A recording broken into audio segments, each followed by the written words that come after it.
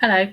In this recording, I'm going to go through an age debt report to explain what it's all about, how you can read it, and what you need to understand and liaise with your credit controller about. So if we look at the screen, we can see that there's an age receivable summary, which means that you're going to get summarised invoices that are overdue for payment and not actually get the invoices listed. You can get reports from systems. Most new software companies will do that for you, but in this case, I'm going to use a summary. So on the left-hand side, you've got a list of all your customers, generally in alphabetical order. And then you've got along the top, you've got your invoices summaries that have been put into order of how old the invoice or the balance is. So for the first customer, we can see that is they have an invoice that is 2 months old. Now, the way that they age the invoices on these receivables summaries is that you have a current month, which is generally invoices that have been raised today or have been raised for the future. And in this instance, we haven't raised any invoices going forward. In this next column, you've got invoices that are under 1 month old, and that means that they're under payment terms, as most businesses these days have payment terms of 30 days. This is where you would generally expect to see the highest value at the bottom in the totals, because you are aiming to get your invoices paid on time, 2 terms. The 1 month is saying invoices that are overdue by 1 month, and as you go through the next columns, it's overdue by 2 months and overdue by 3 months. And as we get to the older column, that means that the invoice is over 90 days.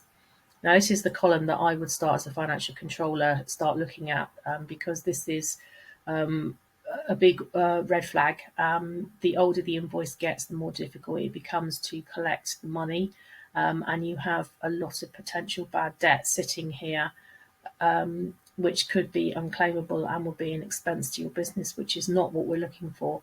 So in this instance, if I was looking at this age debtors, I would be speaking to the credit controller about why this is the largest column, what's going on with the invoices, what's happening with the customers, have they been contacted, is there a problem with the invoice, etc., etc. And I would then start working backwards with the next oldest column and then the next oldest column. As looking at this age debt report as a whole, my eyes are drawn straight away to Dodgy & Co. They are buying from you on a very regular basis, so I would be suggesting that you get them to sign up to a direct debit through Go Cardless, and you could get your money on time every month so that you don't get a build-up of a debt that's owed by a customer that uses regularly.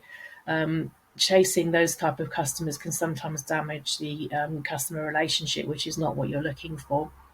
Again, my eyes are then drawn down to Snake River because this is by far the biggest debt sitting on this ledger, and I would be straight away asking the credit controller, what is the problem with this invoice? Has it got the right purchase order on it? Could it potentially have a fat fingers, too many noughts on it because it is so out of context with the rest of the invoices? And is that then why it's not been paid? Generally speaking, you're unlikely to get, I mean, depending on what you do as a business, but you're unlikely to get a huge difference between these sort of invoice values against this large balance here. I think with service providers, you're looking at generally you're looking at an invoice going out every single month, and you would have more of potentially of an aging going here. If you've got a business that has ad hoc, or you're not selling to the same customer every month, then you are going to get just the one invoice or one balance sitting here on the age debt. So this is, as I say, the age receivable summary. In the next video, I'm going to be talking about some KPIs that as a business owner you should be keeping an eye on to understand and ensure that your cash is not sitting in an age debt report, and that your credit controller is doing the right things and following a good credit control process. So thank you for clicking, and I'll see you in the next video.